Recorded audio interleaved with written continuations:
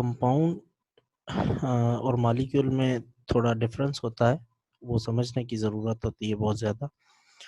तो कंपाउंड की डेफिनेशन ये है कि a pure chemical substance composed of many identical molecules और composed of atoms from more than one element held together by chemical bonds is called compound। अब यहाँ पर कुछ चीज़ें समझने की है। एक तो है many identical molecules और दूसरी composed of atoms from more than one element। अब इसके लिए हमें जो ज़्यादा जहन में चीज़ रखनी है वो ये रखनी है, आइडेंटिकल मॉलिक्यूल बोलते हैं एक जैसे मॉलिक्यूल्स को। सपोज एक जैसे मॉलिक्यूल्स कैसे के वाटर मॉलिक्यूल है, सपोज H2O। अब H2O के बहुत सारे मॉलिक्यूल्स मिलकर जो इकट्ठे रहते हैं वो कंपाउंड कहलवाते हैं। यानी H2O बजाते खुद मॉलिक्यूल भी है और कंपाउंड भी है। तो मतलब ऐसी चीज को भी हम कंपाउंड कहते हैं जो बहुत सारे आइडेंटिकल मॉलिक्यूल्स का बना हो, जैसे H2O की हमने मिसाल दी। और उसके बाद वो भी कंपाउंड है compose of atoms from more than one element held together by chemical bonds. अब हाइड्रोजन सपोज एक एलिमेंट है। अब अगर हाइड्रोजन एलिमेंट का एक एटम हाइड्रोजन एलिमेंट के दूसरे एटम से ही मिलता है और बॉन्ड बनाता है, नतीजे में क्या बनेगा H2। तो उसको हम कंपाउंड नहीं कहेंगे। क्यों? क्योंकि वो डिफरेंट एलिमेंट से नहीं बना हुआ बल्कि एक ही किस्म के एलिमेंट से बना हुआ है। कंपाउंड की शर्त यह है बनने की कि एक से ज्यादा एलिमेंट्स मौजूद हों। मतलब जो एटम्स आपस में बॉन्ड बना रहे हैं, एक दूसरे के साथ मिल रहे हैं, वो ज्यादा होने चाहिए। एक से ज्यादा एलिमेंट्स के होने चाहिए। यानी सपोज ऑक्सीजन ऑक्सीजन के साथ मिलकर O2 बनाएगा तो उसे हम कंपाउंड नहीं कहेंगे, वो मॉलिक्यूल तो जरूर बनेगा, क्योंकि दो या दो से ज्यादा एटम्स आपस में मिले तो उसको मॉलिक्यूल कहते हैं। हम लास्ट क्लास में पढ़ चुके हैं। लेकिन कंपाउंड के लिए शर्त है कि एक से ज्यादा एलिमेंट्स का बना हो। जैसे H2O है तो हाइड्रोजन और ऑक्सीजन मिलकर वाटर मॉलिक्यूल बनाते हैं H2O। तो उसको हम मॉलिक्यूल भी कह सकते हैं, कंपाउंड भी कह सकते हैं।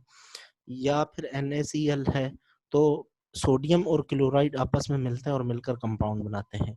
लेकिन हाइड्रोजन का हाइड्रोजन के साथ मिलकर हाइड्रोजन गैस बनाना, H2 बनाना, वो कभी भी कंपाउंड में इंक्लूड नहीं होगा।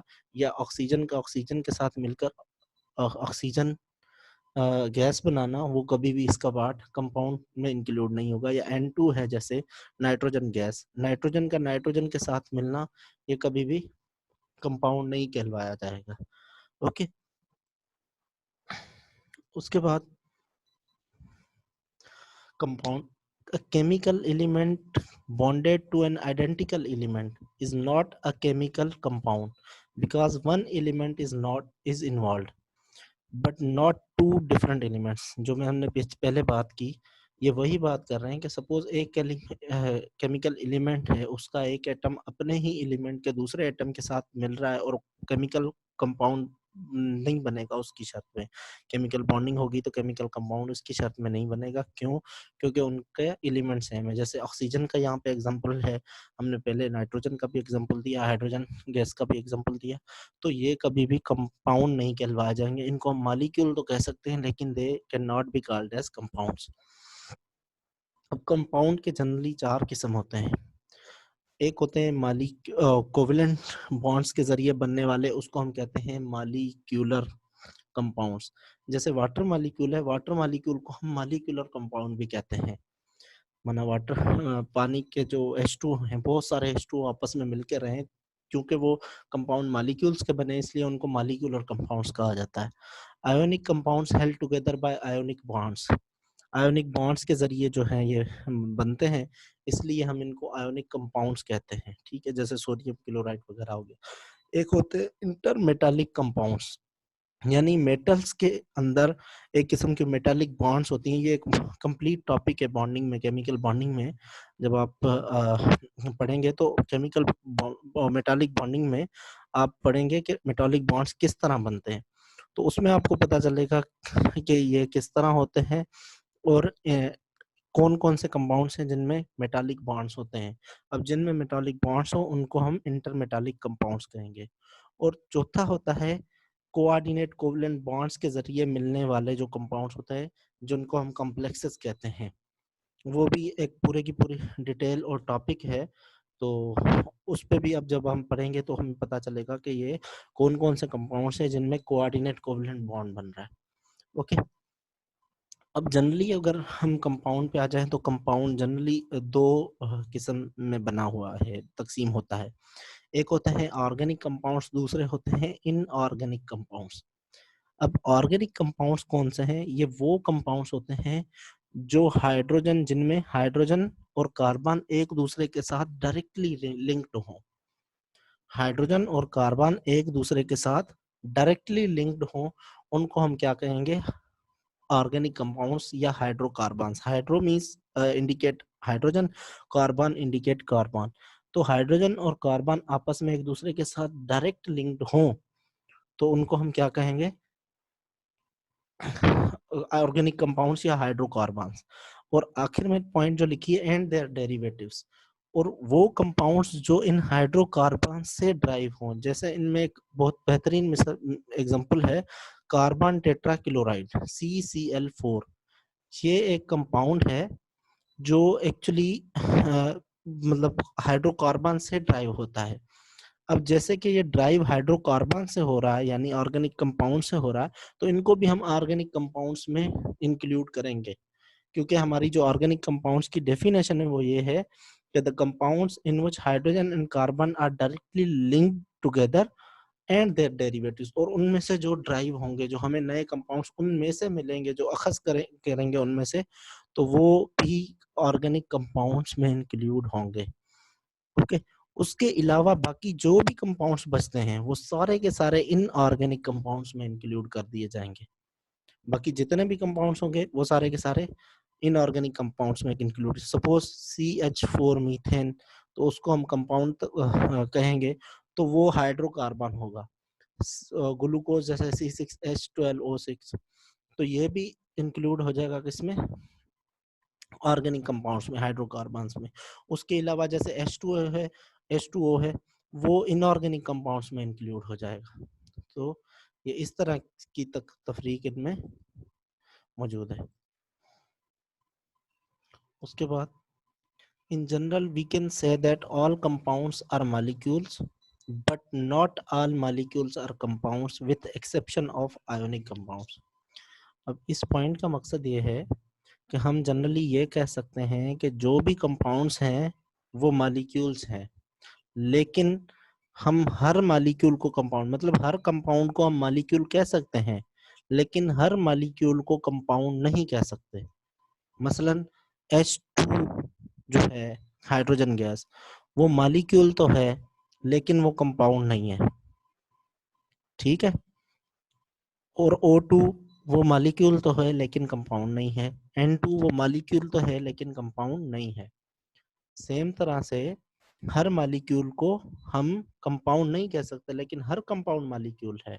जैसे H2O कंपाउंड भी है और H2O मॉलिक्यूल भी है, with exception of ionic compounds. एक एक्सेप्शन है यहाँ पे, वो एक्सेप्शन कौन सी है वो जहन में रखनी है कि वो आयोनिक कंपाउंड्स है। मतलब आयोनिक कंपाउंड्स वो कंपाउंड्स है जिनको हम मॉलिक्यूल नहीं कह सकते। मतलब आयोनिक कंपाउंड्स के अलावा जो भी कंपाउंड्स हैं उनको हम मॉलिक्यूल्स कह सकते हैं, ठीक है। लेकिन आयोनिक कंपाउंड्स को हम मॉलिक्यूल्स नहीं कह सकते। जैसे NaCl है, तो इसकी आगे डिटेल हम पढ़ते हैं। उसके अलावा एग्जांपल है N2 जैसे मॉलिक्यूल है लेकिन वो कंपाउंड नहीं है। जैसे H2 बताया, O2 बताया, लेकिन H2O मॉलिक्यूल भी है, कंपाउंड भी है। तो हर कंपाउंड मॉलिक्यूल है सिवाय आयोनिक कंपाउंड्स के, और हर मॉलिक्यूल को हम कंपाउंड नहीं कह सकते। जैसे N2 H2 O2 मॉलिक्यूल तो हैं लेकिन कंपाउंड नहीं है। अब हम आयोनिक कंपाउंड्स के हवाले से पढ़ेंगे। ये देखें,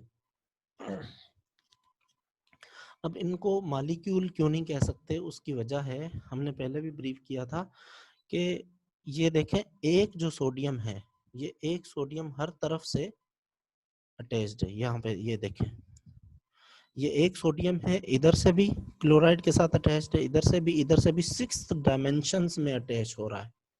ये अंदाजा लगाएं आप, ये एक सोडियम है, 6 डायमेंशन है, ये एक सोडियम डिफरेंट डायमेंशंस के थ्रू क्लोराइड के साथ अटैच होगा। सेम तरह से एक क्लोराइड जो है वो डिफरेंट डायमेंशंस के साथ सोडियम के साथ अटैच हो रहा है। अब इतने लेवल की अटैचमेंट जो है, तो हम उसको एम्पिरिकल फार्मूला में NaCl कह देते हैं कि जी सोडियम और क्लोराइड मिलकर NaCl बनाते हैं। अब ये नहीं पता कि कितने सोडियम कितने क्लोराइड से मिलेंगे, तो इसलिए हम इनको मालिक्यूल तो नहीं कह सकते, क्योंकि हमें मखसूस प्रोपोर्शन नहीं पता कि एक जी मालिक्यूल हमें सिर्फ एन सोडियम और क्लोराइड अकेला मिल जाए, अकेला नहीं मिल सकता, इसलिए हम उसको मालिक्यूल नहीं कह सकते, क्योंकि मालिक्यूल की अपनी बजाते खुद अलग प्रॉपर्टी होती है, और NaCl बजाते खुद सिर्फ एक सोडियम और एक क्लोराइड मिलकर एक अलग प्रॉपर्टी नहीं दे सकते, लेकिन बहुत सारे सोडियम और बहुत सारे क्लोराइड एक साथ मिलकर एक प्रॉपर्टी शो करने देंगे हमें। तो इसलिए हम इसको क्या नहीं कह सकते, मतलब मॉलिक्यूल नहीं कह सकते, लेकिन ये कंपाउंड जरूर है। उसके बाद ये देखें, ये भी सेम चीज है कि एक सोडियम जो है वो किस तरह हर तरफ से क्लोराइड्स के साथ अटैच है। ये देखें एक सोडियम और एक क्लोराइड, देखें कितने सोडियम्स के साथ अटैच्ड है। तो इस तरह के स्ट्रक्चर को हम कभी भी मॉलिक्यूल नहीं कह सकते, इसीलिए एक्सेप्शन रखी हुई है आयोनिक कंपाउंड्स की। अब यहाँ पे वाटर मॉलिक्यूल का एग्जांपल देख लें कि ये एक वाटर मॉलिक्यूल है, ये एक वाटर मॉलिक्यूल है, ये एक वाटर मॉलिक्यूल है, ये एक वाटर मॉलिक्यूल है, ये एक वाटर मॉलिक्यूल है। अब ये सारे, जब इतने सारे वाटर मॉलिक्यूल्स एक दूसरे के साथ इकट्ठे होकर रह रहे हैं, तो इनको हम कंपाउंड्स कह सकते हैं। जो हमने डेफिनेशन की पहली पॉइंट पढ़ी कि आइडेंटिकल मॉलिक्यूल्स, इनको हम मॉलिक्यूलर कंपाउंड्स कहेंगे। चूंकि ये मॉलिक्यूल्स के बने हुए हैं, इसलिए इनको हम मॉलिक्यूलर कंपाउंड्स कहेंगे। अब सेम ये देखें जो हमने पढ़ा था कि N2 है नाइट्रोजन गैस, तो दो सोडियम आपस में ट्रिपल बॉन्ड हम आगे जाके पढ़ेंगे, तो 6 टोटल इलेक्ट्रॉन्स दोनों तरफ से मिलके शेयर हो रहे हैं और ये N2 मॉलिक्यूल बन रहा है। अब इसको हम कभी भी जो है कंपाउंड नहीं कह सकते, क्यों? क्योंकि नाइट्रोजन यहाँ पे भी नाइट्रोजन है, यहाँ पे भी नाइट्रोजन है, तो एलिमेंट सेम ही हो रहा है। तो कंपाउंड के लिए शर्त क्या थी कि एलिमेंट डिफरेंट होने चाहिए, मतलब यहाँ पे सपोज नाइट्रोजन होता तो यहाँ पे ऑक्सीजन होता या कोई और एलिमेंट का आइटम होता, लेकिन यहाँ पे क्या है, यहाँ पे भी नाइट्रोजन है, यहाँ पे भी नाइट्रोजन है, तो इसको हम कभी भी कंपाउंड कंसीडर नहीं करेंगे, इसको हम मॉलिक्यूल कंसीडर करेंगे। यहाँ पे भी सेम फिगर है, तो इसको भी हम क्या कहेंगे, मॉलिक्यूल कंसीडर करेंगे, लेकिन इसको हम कभी भी कंपाउंड कंसीडर नहीं करेंगे। अब लास्ट में हमने थोड़ी एक मतलब पॉइंट देने के लिए आपको केमिकल बॉन्ड की डेफिनेशन के बारे में बताने के लिए एक पॉइंट रख दिए। The attractive force which holds chemically reacted atoms together is called compound. Chemical bond. Chemical bond एक attractive force है, ऐसी force जो दो एटम्स को एक दूसरे की तरफ खींचती है, एक दूसरे के साथ मिलाने की कोशिश करती है, उसको हम केमिकल बॉन्ड कहते हैं। अब जब भी किसी भी किस्म का कोई भी रिएक्शन होता है, एटम्स की शेयरिंग हो या एटम लॉस या गेन हो, तो जो जिनमें लॉस या गेन का अमल होता है या शेयर का अमल होता है, उनमें एक दूसरे के साथ एक अट्रैक्शन क्रिएट होती है, एक कशिश क्रिएट होती है, उस कशिश को हम केमिकल बॉन्ड कहते हैं। ये इस बस सिंपल कंसेप्ट है, इसको समझने की ज़रूरत है, क्योंकि आगे जो टॉपिक्स हैं वो इस पे कुछ बेस्ड होंगी, तो ये अगर समझ आ जाएगा तो आगे भी इंशाल्लाह बहुत सी बातें समझ आना शुरू हो जाएंगी। Thank you.